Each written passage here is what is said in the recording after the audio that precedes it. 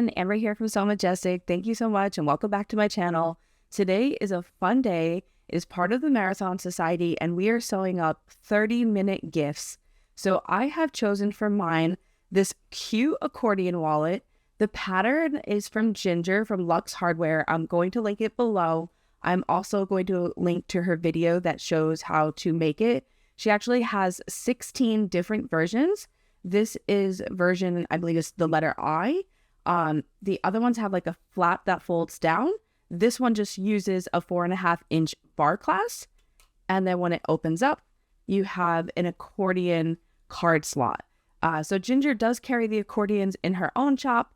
This one came from Sewful Therapy. And I actually saw this wallet made for the first time at Mojo Sew Studio. Michelle taught it and I absolutely love it. The longest part is the edge coating. You can see I edge painted it and did it purple with some glitter. But it comes together so quickly. I hope you enjoy the pattern. Thank you so much for the Marathon Society. I'm going to be linking below links to everybody's videos. It's been such a fun day seeing all these quick gifts. And another reason that I love this wallet, it is the holiday time. So if you celebrate Christmas or another winter holiday, it makes a perfect gift, but you could use this for a gift all year long. It'd be great for like birthdays, graduation, and it's cute, petite, but like I said, these card slots are quite large. It holds 12 different cards, and then there's like a little larger section on each side that you can maybe even put like cash or something else in. So I hope you enjoy the tutorial. If you do, please let me know in the comments or consider subscribing or give me a thumbs up. It helps my channel grow, and I appreciate it so much. Enjoy!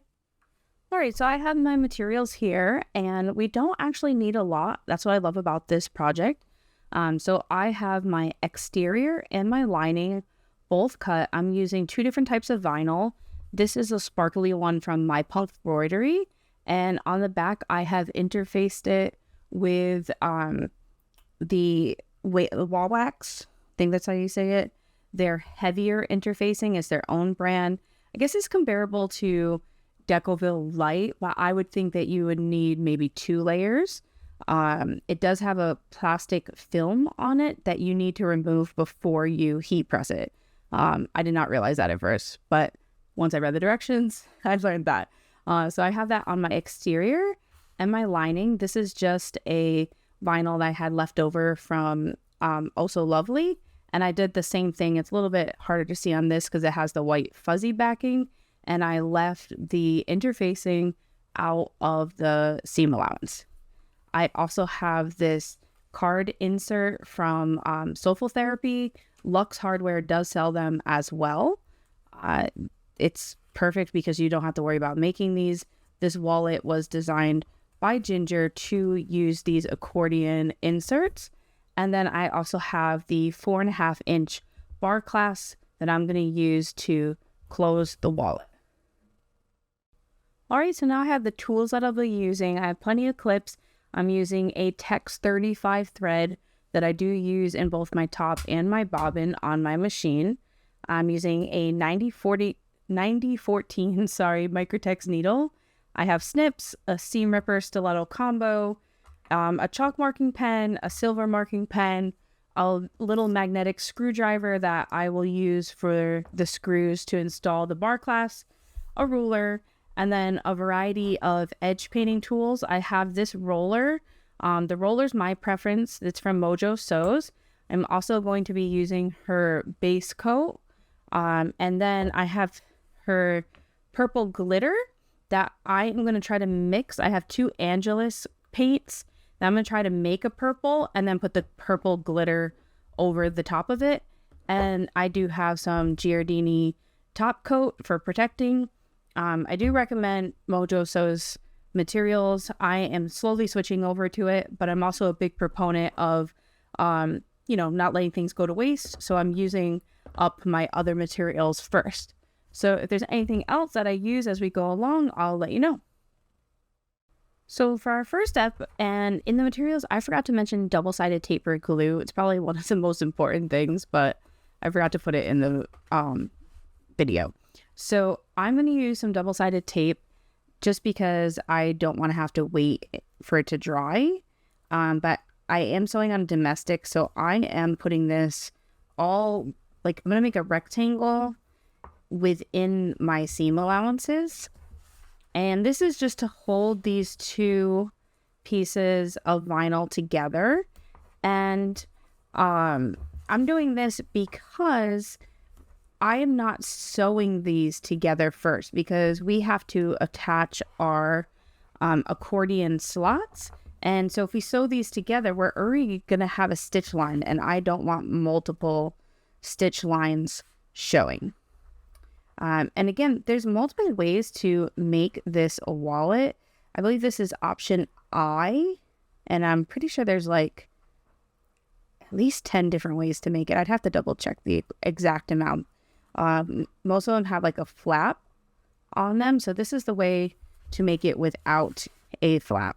So once I get all this peeled off, I am going to stick these just wrong side together, and I'm going to try to line them up the best that I can. You can see sometimes double-sided tape gives me some trouble, and I always keep it out of my stitch lengths because my machine hates it. All right, so again, I'm just putting these wrong side together.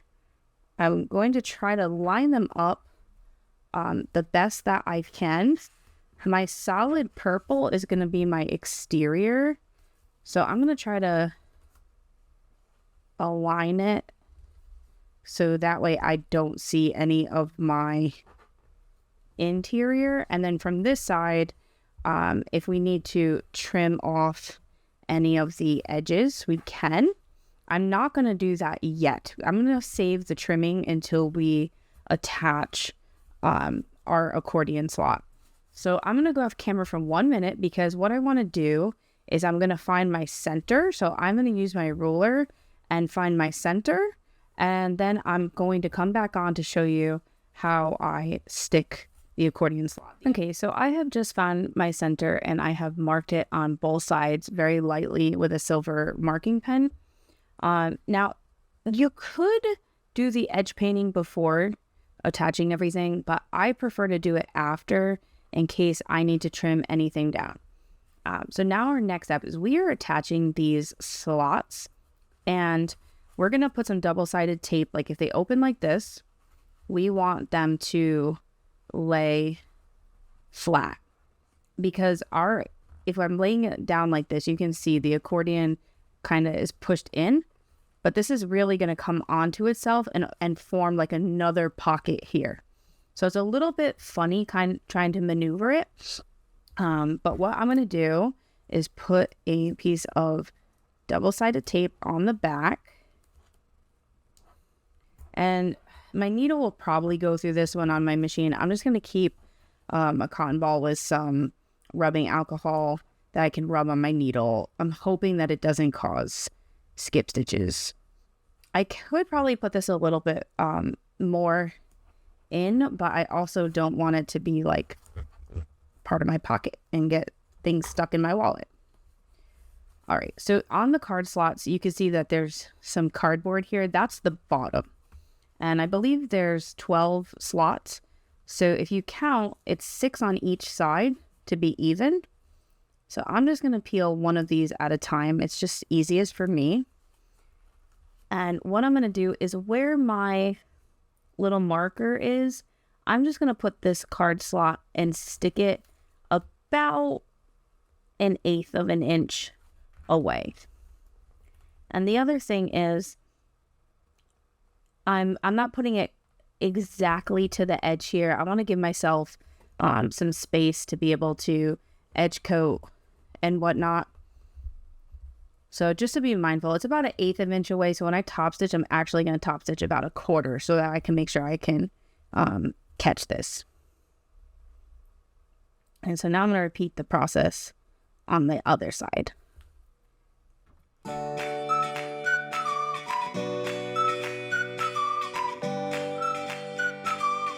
I'm going to take it to the machine, and I am going to sew straight down about at 1/4 of an inch, because if I do 1/8 of an inch, I left that away and I won't catch this edge.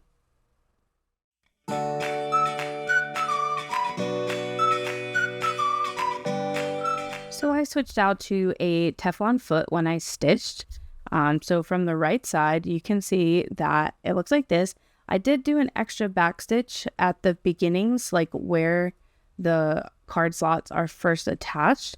And I don't think you can even tell, especially because the thread I'm using is variegated. And that will just give it a little bit extra support where these don't rip off. So now you can see we can kind of just bump this or pull this and it will nicely just kind of fall right into place how it should. So we're going to repeat the same exact steps for this side. And you can see I can push it this way. So that's how I really recommend only sewing one side at a time. So I'm going to do the second side in time lapse because it's the same exact thing. I'm going to put the double-sided tape. I'm going to stick it on about 1/8 inch away from that center mark and then take it to the machine and stitch.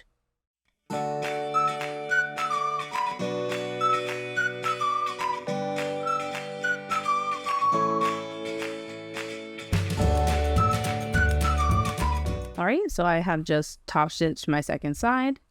And you can see now I can just center this and it sits perfectly even on both sides. And you can see that this opens up a little bit wider, which is cool because this could become like a pocket where you could put cash or anything that's a little bit thicker than your standard card. So if I close this up, you can see it's so minimal. I don't think I'm gonna have to trim much off either side, maybe at the top. So if you have anything that you can either see, I guess the one spot is noticeable down here, there's a lot of white. I am going to trim that edge up. And if you really wanted, you do not have to put some edge coat on this. For me, it just gives it a nicer finish. So I'm going to do that. I am going to take this to the machine and just stitch across the top. It's going to be hidden. If you do it close to the edge, like top stitch 1/8 inch away, it's going to be hidden by the bar clasp. But I'm just going to do it to help hold this close. I'm going to do that on both sides. So if you don't want to edge coat, you could just install your bar clasp.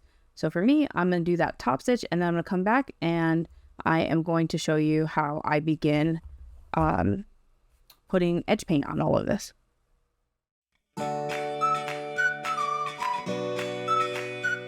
All right, so I have just stitched across both top sides and trimmed anything up. So everything looks really even to me. So now I'm going to show you how I do my edge coating. I am not going to edge coat the smaller edges because the bar is going over them anyway, so you're not going to see it. I'm just going to do the long sides. And you could do this process before attaching it, but in case we needed to trim anything or it's shifted while it's sewed, I just prefer to do it after. So first we're going to start with our base coat. This is from Mojo Sews. I love her products. I especially love her base coat because it is dense and I prefer my edge coating to kind of look thick, which means it can take a little bit longer to dry, but I feel like it does better covering. So I also have this roller tool, which you can see it spins. So it makes it really easy and there's little grooves on it. So it makes it really nice. You just roll it along. And both of these have a fuzzy backing, which means that it will soak up the glue.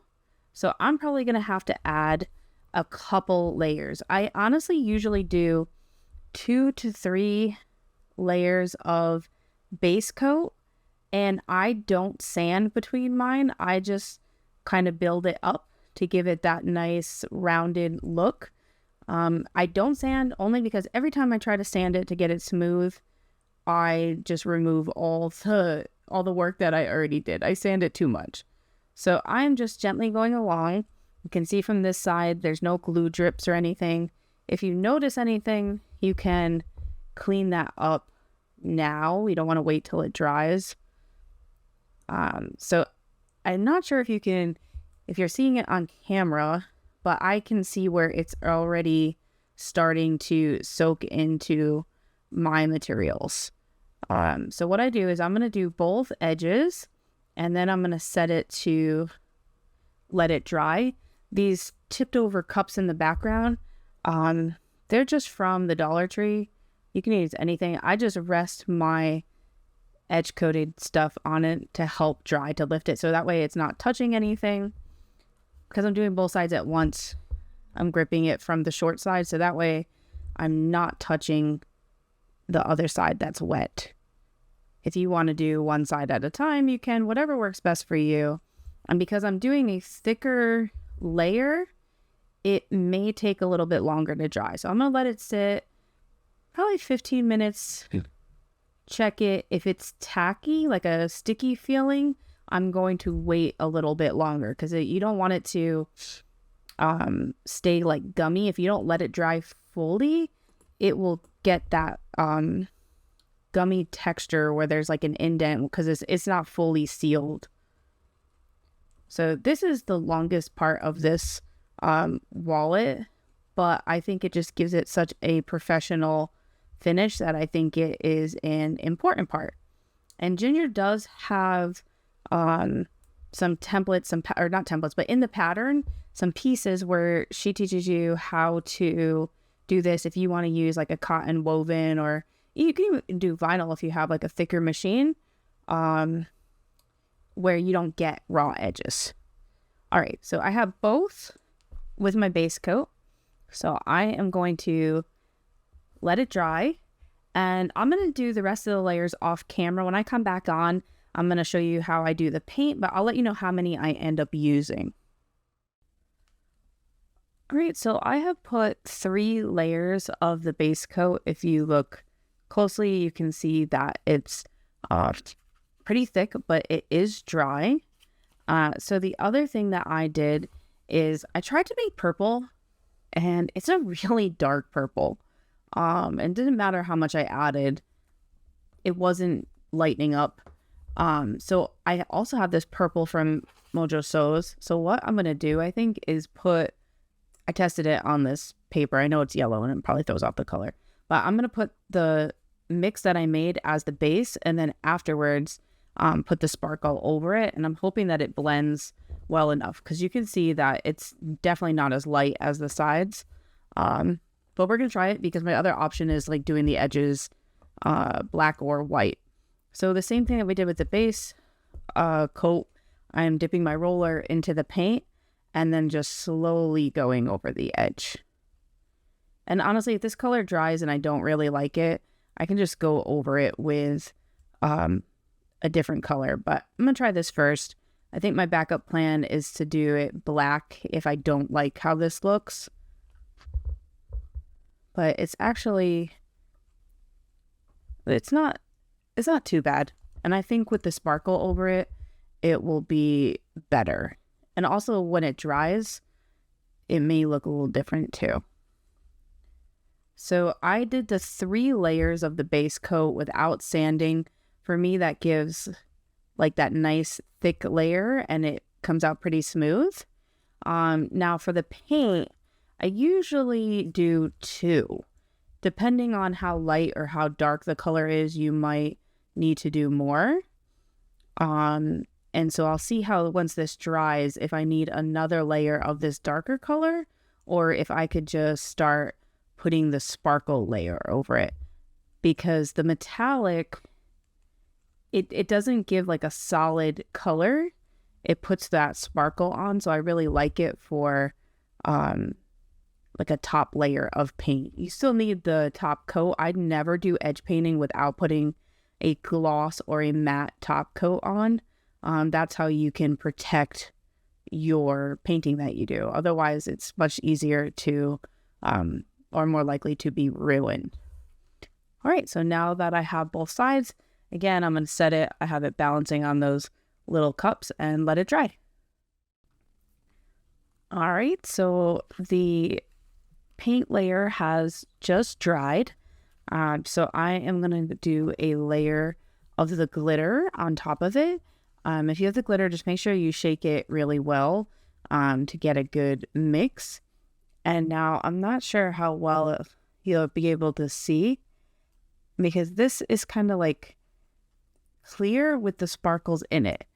So I think it's going to give it just enough shine that it's going to really add to it. So I think it worked out well mixing my own color, even though that mix didn't match so perfectly. Try to bring it close so you can really see the glitter on it. And for this, I'm just going to do one layer of the glitter.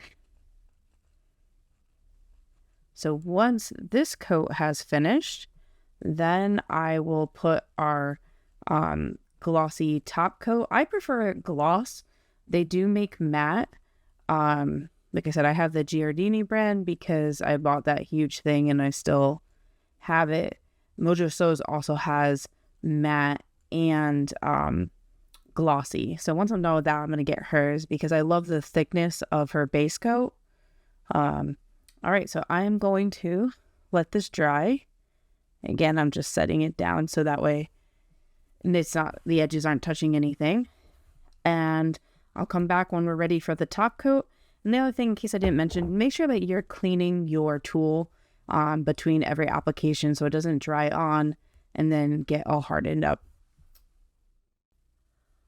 All right, so the layer with the glitter has dried and I'm really happy with how it looks. So now I am going to put on the top coat, and again, using the same exact process with the roller. I usually put 2 to 3 top coats, again, just because I use this to smooth it out, make sure that there's no lumps or bumps. So especially because I did not sand between the different coats. So if you're having trouble with things being bumpy, one of my suggestions is to either use your base coat or your top coat to layer it up and try to get it that smoother finish. And my preference is for the glossy. I love the shine of it. Like I said, they do have matte versions as well of top coat. And I'm just using the Giardini because you can see I have this huge container and I have not gone through it yet. And as this is going on, you can see it has like a milky white color. So I will wait for this to be 100% dry. It should be crystal clear. If it still looks like that milky white, it has not dried all the way through. Right, so now that I have done both sides, again, I'm just going to set it on here and let it rest, and I'll come back and do a couple more coats, and once I'm done, I'll show you and let you know how many I ended up doing. All right, so I have just put my second layer of top coat on, and I'm kind of letting it dry. You can see that I have some spots here that are still like a milky white. They're not wet to touch, but they're still not fully dry. So I'm going to let them dry. But while I'm doing that, since I can touch this, I have decided this is going to be the bottom of my wallet. So I want the top right here to have the latch that sticks out. You can see that I drew a circle already, and that was because I wasn't sure which side. So how I did that is I put the wallet bar on, and I guess something to double check to make sure your wallet fit. Mine is like 1/8 of an inch too wide, so I'm kind of just forcing it on. It looks fine from this side. You don't really notice. And I have used that insert to trace my circle. And now on Amazon, they have leather punches that you can use to create this hole a little bit easier. I do not have them, so I'm going to try to cut that out. It might be a little bit difficult on camera because it's so thick. I might have to angle these scissors better. I don't want to go so far down that I'm cutting into anything is the problem. Basically, I'm going to cut out an oval here. And it's really important that you don't go too far down because we need this bar to cover it. And it's okay to cut out the top. You don't have to cut out the center like you would for a grommet. So I'm going to try to slice across, see how this goes. And then if I need to cut more later, I can do that later. And part of it is because there's just so many layers I'm going through. Yeah, you can see where the vinyl is showing on the inside.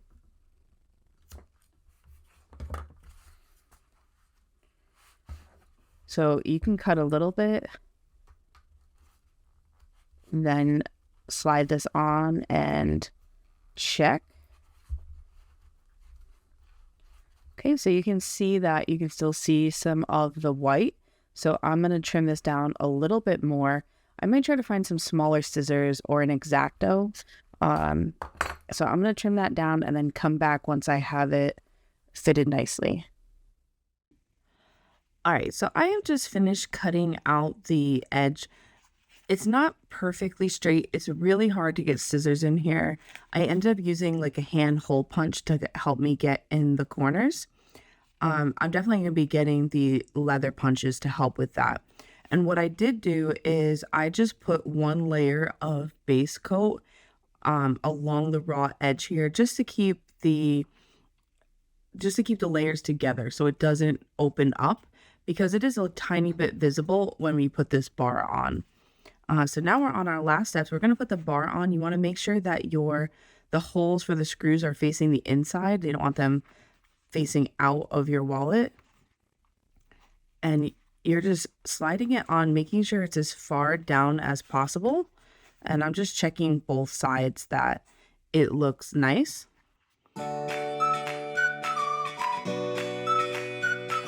So now that it is slid on, our last step is to put the screws in. So you could put some glue into the bar if you wanted. I don't do that. These screws are going through and they're fairly decent size, so it's going to catch it all. I don't think you need the glue. So I'm using this screwdriver. It has a magnetic end and I love it because you can see it holds the screw there for me. And it makes it so easy to attach. This screwdriver came from Micro Center. So the screwdrivers that are meant for like computer repair usually are magnetized and they just work so well, especially for this. So you're going to put all 4 screws in. So once we attach the bar on this side, we are going to repeat the process for the other side.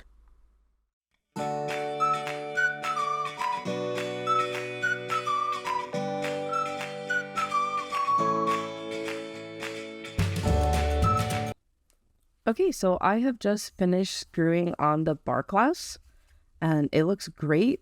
Here's the front, the back. You can give it a little tug, make sure that the screws are actually holding. That way, if you do want to add glue, you'll know. And then it should just come together.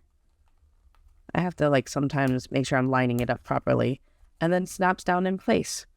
And this is what it looks like from the side. You can see our card slots, the edge paint, and I'm really, really happy with how it turned out.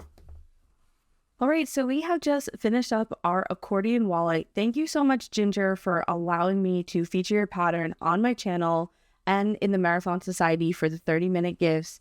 I absolutely love how it turned out. It comes together so quickly. It has such a professional finish, and it really does look so nice. So I hope you found the tutorial helpful. If you do, please let me know in the comments, and I hope you enjoy the rest of the marathon day.